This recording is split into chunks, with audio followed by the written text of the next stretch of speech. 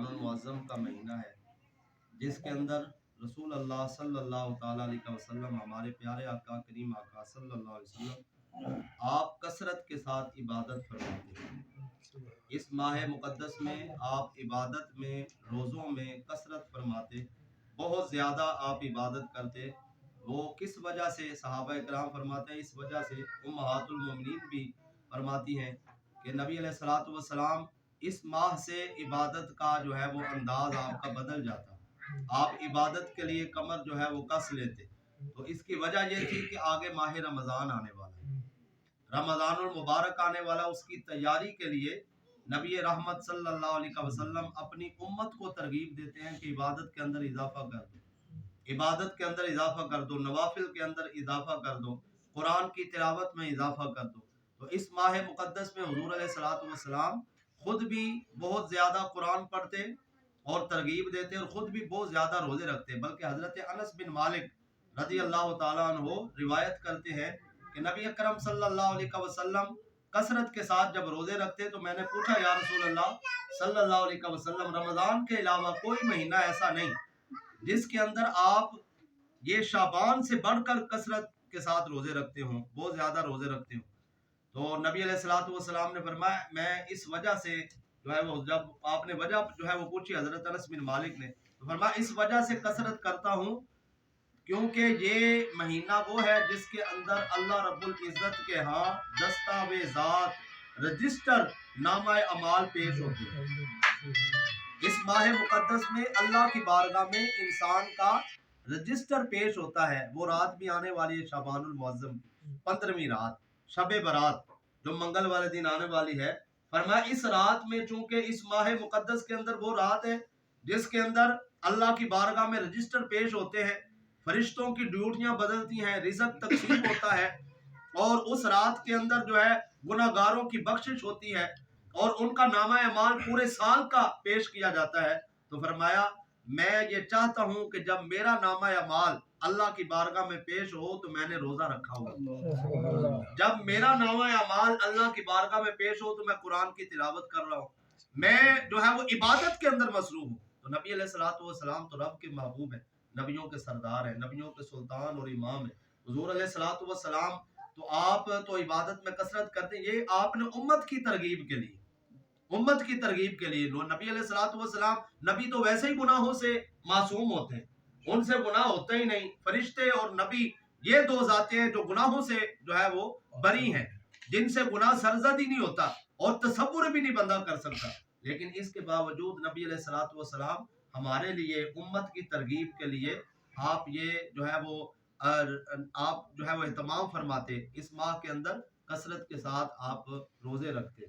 तो हज़रात गिरामी कदर, अब शाबानुल मुअज़्ज़म की जो 15वीं रात, शब बरात जिसे कहा जाता है, वो आने वाली है, उसकी तरफ भी हमें तवज्जो करनी चाहिए। अल्लाह रब्बुल इज़्ज़त ने अपने महबूब के सदके से इस उम्मत पे करम फरमाया और इसको ऐसे दिन और ऐसी रातें अता फरमाई कि जिनके अंदर बंदा थोड़ी इबादत करे तो अजर बहुत ज्यादा मिल जाता है, सवाब बहुत ज्यादा मिल जाता है। जिस रात को बंदा इबादत के साथ गुजार ले तो खालिक कायनात अज़्ज़ा वजल उस एक रात में बहुत ज्यादा बरकतें अता फरमा देते हैं। उन रातों में से एक रात शब बरात है, बल्कि सहाबा किराम अलैहिम रिदवान फरमाते हैं कि लैलतुल कद्र के बाद सबसे अफजल रात शब बरात है। लैलतुल कद्र के बाद सबसे अफजल रात ये शब बरात है जो आने वाली है। फरमाया इस रात को क्या होता है, हजरत मौला अली करमल्लाहु वजहुल करीम फरमाते हैं, इस रात शुरू होते ही, रात शुरू होते गुरूब आफ्ताब जब होता है, सूरज गुरूब होता है, तो फरमाया उस वक्त से लेकर सुबह सादिक तक अल्लाह रब्बुल इज्जत पहले आसमान पर अपना नुज़ूल फरमाता है। पहले आसमान पर अल्लाह की रहमत आती और अल्लाह रब्बुल इज्जत की तरफ से ये आवाजें आती हैं, है कोई बख्शिश मांगने वाला, कोई रिज़्क़ मांगने वाला, कोई औलाद मांगने वाला, कोई परेशान, कोई दुकान की वजह से, कारोबार की वजह से, घर की वजह से कोई परेशान है, तो अल्लाह रब्बुल इज्जत की रहमत की आवाजें पूरी रात चलती रहती है। और उस रात जो मांगता है, रिज़्क़ मांगे तो उसे रिज़्क़ मिलता है, अगर वो औलाद मांगे तो उसे औलाद मिलती है, अगर वो कारोबार में तरक्की मांगे तो अल्लाह रब्बुल इज्जत कारोबार वसी फरमाता है। फरमाया इस रात के अंदर, ये तो रात जो है वो बेदार होने वाली है, शब बेदारी के साथ गुजारने वाली है। बल्कि हजरत मौला अली ने जो अल्फाज ذکر کیے کہ نبی علیہ السلام نے فرمایا اس رات کو کیسے گزارنا ہے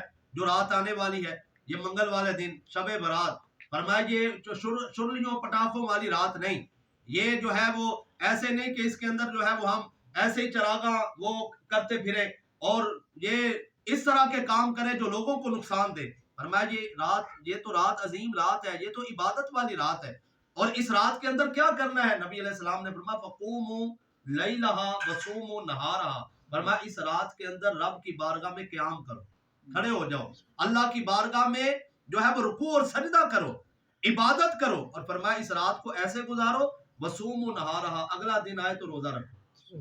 حضور علیہ السلام نے تو اپنی امت کو یہ ترغیب دی کہ اس رات کو اللہ کی بارگاہ میں قیام کرو اور صبح کو روزہ رکھو، دن کو ایسے گزارو، رات کو ایسے گزارو۔ فرمایا کیونکہ یہ رات بڑی عظمت والی ہے۔ حضرت اماں عائشہ صدیقہ رضی اللہ تعالی عنہا ام المومنین یہ روایت کرتی ہیں، فرماتی ہیں اس رات سے متعلق شب برات، توجہ، اس رات سے متعلق نبی علیہ السلام نے فرمایا کہ اللہ رب العزت پہلے آسمان پہ نزول فرماتا ہے تو فرمایا کیا ہوتا ہے؟ اللہ رب العزت کتنے گناہگاروں کو بخشتا ہے۔ یہاں سے ہم اندازہ لگائیں، نبی علیہ السلام نے ایک مثال دی اور مثال سے سمجھایا کہ تم اندازہ نہیں کر سکتے کہ اس ایک رات میں اللہ رب العزت کتنا مہربان ہوتا ہے، اور رب العزت تو ہے ہی مہربان غفور الرحیم، لیکن فرمایا اس رات کے اندر اللہ رب العزت کی رحمت، اللہ رب العزت کی جو ہے وہ بخشنے والی صفت ہے وہ کتنے عروج پر ہوتی ہے۔ نبی علیہ السلام نے فرمایا کہ اس رات میں اللہ کتنے گناہگاروں کو، کتنی امت کو، امت مصطفیٰ کے کتنے افراد کو بخشتا ہے۔ فرمایا بنو کلب کی بکریوں کے بالوں کی تعداد سے بھی بڑھ کر اللہ رب العزت اس ایک رات میں گناہگاروں کو جہنم سے آزاد فرما دیتا ہے۔ سبحان اللہ۔ اب یہاں سے یہ تو نبی علیہ السلام نے مثال دے دی، بنو کلب کی بکریاں اور بکریوں کے بال، یہ بنو کلب کی بکریاں نہیں کوئی گن سکتا تھا۔ بنو کلب قبیلہ یہ عرب کے اندر مشہور تھا، عرب کے اندر بکریاں پالنے کا رواج وہ آج بھی موجود ہے، اور شروع میں نبی علیہ السلام کے دور میں تو بہت زیادہ تھا، اور قبیلے بکریاں پالا کرتے تھے اور بکریاں کثرت کے ساتھ رکھتے۔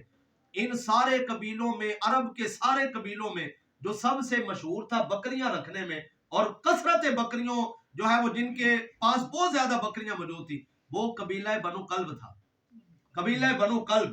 تو نبی علیہ السلام نے فرمایا جیسے بنو کلب کی بکریاں تم نہیں نہ گن سکتے تو پھر بکریوں کے بال کیسے گنو گے؟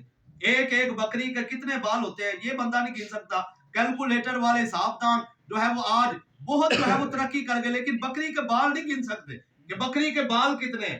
تو نبی علیہ السلام نے فرمایا ایک بکری کے بال نہیں، قبیلہ بنو کلب کی بکریوں کے بالوں کی تعداد، فرمایا جیسے تم بنو کلب کی بکریاں نہیں گن سکتے ان کے بال کیسے گنو گے؟ تو نبی علیہ السلام نے فرمایا اللہ رب العزت کی رحمت اتنی عروج پر ہوتی ہے اس رات کو کہ اللہ رب العزت ان گنت بے شمار بندوں کو جہنم سے آزاد فرما کے جنت کا حقدار بنا دیا۔ پتہ چلا اس رات کی کتنی اہمیت ہے، جس رات کو ہم اپنے بچوں کو پیسے دے کے کہتے ہیں جاؤ جی چھرلیاں پٹاخے خرید لو، یہ کس کی روایت ہے؟ یہ کس نے جو ہے وہ دعوت دی؟ کیا یہ اسلام ہے؟ کیا یہ مسلمانیت ہے؟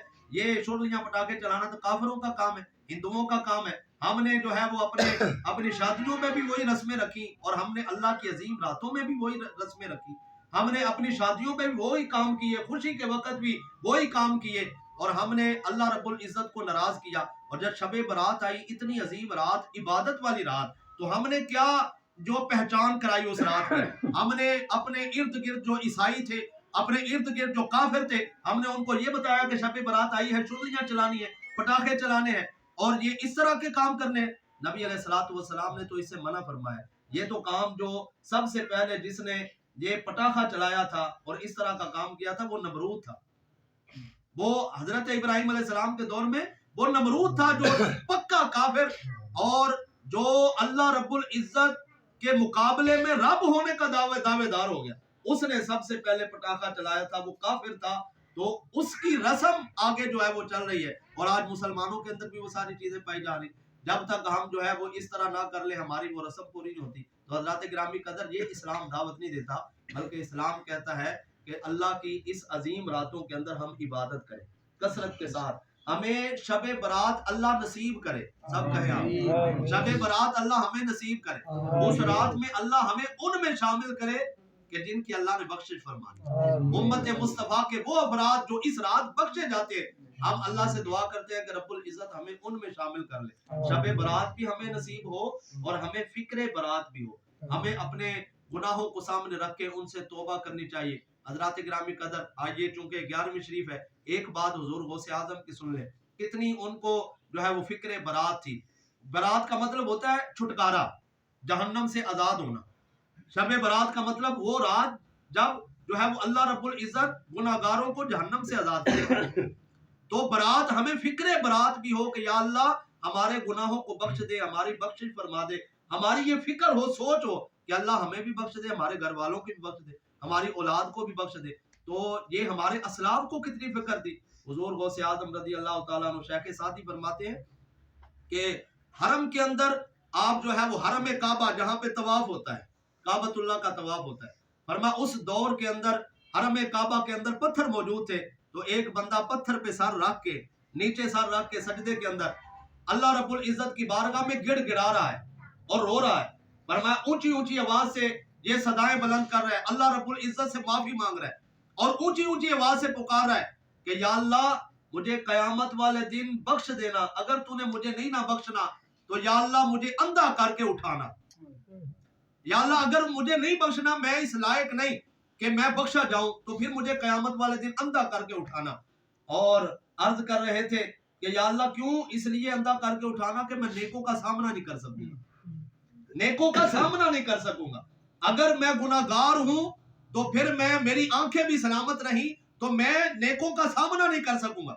या अल्लाह फिर अंधा करके उठाना अगर मुझे बख्शना नहीं। तो फरमाया जब उसने सर उठाया ना, सारे बंदे जो है वो इकट्ठे हो गए कि ये हरम काबा में रोने वाला कौन है, ये ऊंची ऊंची आवाज से अल्लाह की बारगाह में पुकारने वाला कौन है, ये कितना बड़ा गुनाहगार है कि जो इतने इस तरह आहोजारी कर रहा है, इस तरह रो रहा है रब की बारगाह में हरम काबा के अंदर, ये बंदा कौन है। फरमाया जब उन्होंने सर उठाया ना तो लोगों ने देखा ये कोई आम आदमी नहीं था, ये हुजूर गौसे आजम 11वीं वाले पीर, ये है हजरत शेख अब्दुल कादिर जिलानी। हम ऐसे ही नहीं अपनी असलाफ की जो है वो याद के अंदर बैठते, अपने बुजुर्गों की याद के अंदर बैठे। वो अजीम लोग थे कि जो अपनी इबादत पे नाज नहीं करते थे, अपनी इबादत पे फख्र नहीं करते थे, बल्कि अल्लाह की बारगाह में गिड़गिड़ा रहे थे जैसे गुनहगार होता है। हालांकि वलियों के इमाम है, अल्लाह रब्बुल इज्जत ने रुतबा अता फरमाया, हसनी हुसैनी सैयद है, नबी अलैहिस्सलाम की आल है, हुजूर के शहजादे हैं, लेकिन इसके बावजूद अल्लाह का खौफ इतना है कि रो रहे हैं या अल्लाह मुझे बख्श देना, अगर नहीं बख्शना तो अंधा करके उठा।